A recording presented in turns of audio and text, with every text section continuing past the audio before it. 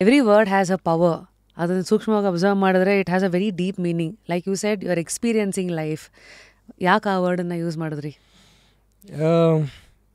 ನಾನು ನಂಬೋದೇನು ಅಂತ ಹೇಳಿದ್ರೆ, ಎಲ್ಲರೂ ಈ ಭೂಮಿಗೆ ಬಂದಾಗ ಆ್ಯಂಡ್ ಎಸ್ಪೆಷಲಿ ಹ್ಯೂಮನ್ಸ್ ಆಗಿ ಬಂದಾಗ ನಾವು ಜೀವನನ ಎಕ್ಸ್ಪೀರಿಯನ್ಸ್ ಮಾಡಬೇಕು. ನಮ್ಮ ಮೇಯ್ನ್ ಕೆಲಸ ಏನು ಅಂದರೆ ಜೀವನನ ಎಕ್ಸ್ಪೀರಿಯನ್ಸ್ ಮಾಡಬೇಕು. ಅದು ಒಳ್ಳೆಯದಾಗಿರಲಿ ಕೆಟ್ಟದಾಗಿರಲಿ ಏನೇ ಆಗಿರಲಿ, ನಾವು ಅದನ್ನು ಎಕ್ಸ್ಪೀರಿಯನ್ಸ್ ಮಾಡಿ ನಾವು ಹೊರಗೆ ಹೋಗಬೇಕು. ಸೊ ನಮ್ಮ ಮೇಯ್ನ್ ಗೋಲ್ ಆ್ಯಸ್ ಹ್ಯೂಮನ್ಸ್ ನಾವು ಬಂದಾಗ ಅದನ್ನು ಲೈಫ್ನ ಎಕ್ಸ್ಪೀರಿಯನ್ಸ್ ಮಾಡಬೇಕು ಅಂತ. ನಾವು ಅದೊಂದನ್ನು ಬಿಟ್ಟು ಇನ್ನು ಮಿಕ್ಕಿದೆಲ್ಲ ಮಾಡ್ತಾ ಇರ್ತೀವಿ.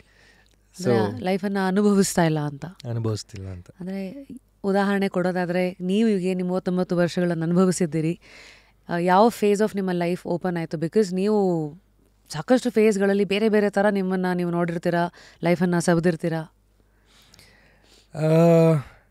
ಆ್ಯಕ್ಚುಲಿ ಬೆಳೆಯೋ ವಯಸ್ಸಲ್ಲಿ ಅಂದರೆ ಕಾಲೇಜಿಂದ ಆಚೆ ಬಂದಮೇಲೆ ನಮಗೇನು ಗೊತ್ತಿರ್ತಿರಲಿಲ್ಲ. ಅಂದರೆ ಲೈಫನ್ನು ಎಂಜಾಯ್ ಮಾಡಬೇಕು ಅಂತೆಲ್ಲ ಇರುತ್ತೆ. ನಾವು ಮಜಾ ಮಾಡಬೇಕು, ಲೈಫನ್ನು ಎಂಜಾಯ್ ಮಾಡಬೇಕು, ಒಳ್ಳೊಳ್ಳೆ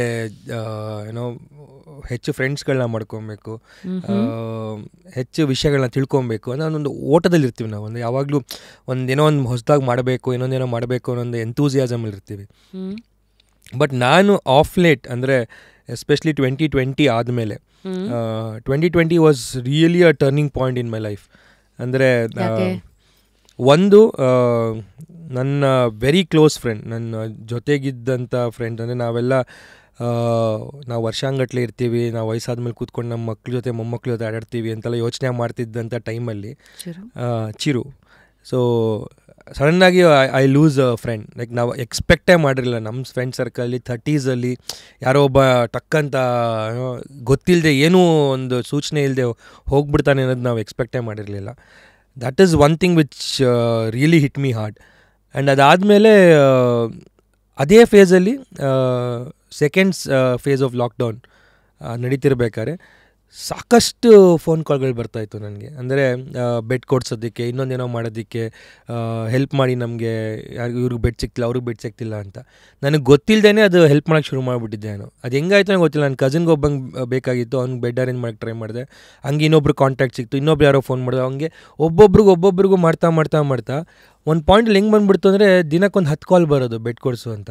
ಅಲ್ಲಿರೋದೇ ಒಂದು 3 ಬೆಡ್ ಅವೈಲೇಬಲ್ ಇರೋದು. ಸೊ ಯಾರಿಗೆ ಕೊಡಿಸ್ಬೇಕು ಅನ್ನೋದು ಪ್ರಯಾರಿಟೈಸ್ ಮಾಡೋದು ನಮ್ಗೆ ಗೊತ್ತಾಗ್ತಿರ್ಲಿಲ್ಲ. ಅಂದರೆ ಹೌ ವಿಲ್ ಯು ಡಿಸೈಡ್ ಯಾರು ಬದುಕಬೇಕು ಯಾರು ಬದುಕಬಾರ್ದು ಅನ್ನೋದು. So that was like really disturbing. ಅಂದರೆ ಒಂದು ಫೋನ್ ಎತ್ಕೊಂಡು ಯಾರಿಗೋ ಒಬ್ಬ ಅರೇಂಜ್ ಮಾಡಿಸಿ ಇನ್ನೊಬ್ರಿಗೆ ಫೋನ್ ಕಾಲ್ ಬರೋದು, ಇಲ್ಲ ಬಿಡಿ ಅರೇಂಜ್ ಆಯಿತು ಅಂತ ಫೋನ್ ಮಾಡಿದೆ, ಅವ್ರು ಇಲ್ಲ ಬಿಡಿ ಅವ್ರು ಹೋಗ್ಬಿಟ್ರು ಅನ್ನೋದು.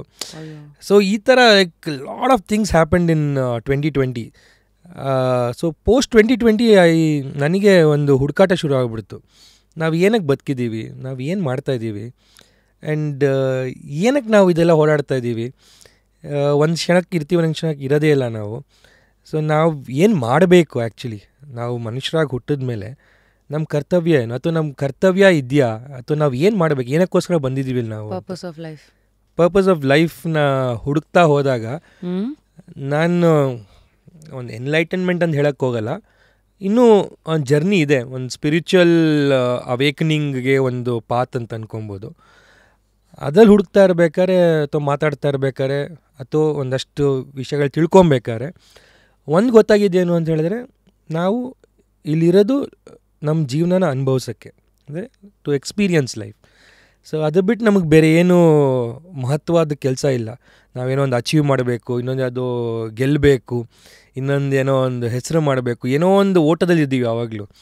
ಬಟ್ ಅದಕ್ಕಿಂತ ದೊಡ್ಡದಾಗಿರೋದು ನಾವು ಅನುಭವಿಸ್ಬೇಕು. So whether it's good or bad, ಏನಾರ ಇರ್ಬೋದು, ಒಳ್ಳೆಯದಾಗಿರಲಿ ಕೆಟ್ಟದಾಗಿರಲಿ. ಆ್ಯಂಡ್ ಒಂದು ಲೆಕ್ಕದಲ್ಲಿ ನೋಡಿದ್ರೆ is nothing good nothing bad, it's just perspectives. ನಿಜ. ಸೊ ಆ ರೀತಿಲಿ we have to experience. So ಒಂದು ದಿವಸ giving labels to it, without giving labels to it, ಅದೇನೇ ಆದರೂ ಇಟ್ಸ್ ಅನ್ ಎಕ್ಸ್ಪೀರಿಯನ್ಸ್. ಆ್ಯಂಡ್ ಒಂದು ದಿವಸ ಯಾವತ್ತೋ ಒಂದು ದಿವಸ ನೀವು ಎಲ್ಲ ಮುಗಿಸಿ ಹೇಳ್ತಾರಲ್ಲ, ನೀವು ಸಾಯೋಕ್ಕೂ ಮುಂಚೆ ನಿಮ್ಮ ಕಣ್ಮುಂದೆ ನಿಮ್ಮ ಎಂಟೈರ್ ಪಿಕ್ಚರ್ ಬರುತ್ತಂತೆ. ಅಂದರೆ ನಿಮ್ಮ ಲೈಫ್ದು ಒಂದು ಎಂಟೈರ್ ಜರ್ನಿ ಬರುತ್ತಂತೆ ನಿಮ್ಮ ಕಣ್ಮುಂದೆ. ಅದು ನಂಗೆ ಎಷ್ಟು ನಿಜ ಎಷ್ಟು ಗೊತ್ತಿಲ್ಲ, ಬಟ್ ಆ ಥರ ಆದಾಗ ಒಂದ್ಸಲಿ ಆ ಜರ್ನಿ ಬಂತು ಅಂದರೆ ಕಣ್ಮುಂದೆ, I want to have a smile on my face and go.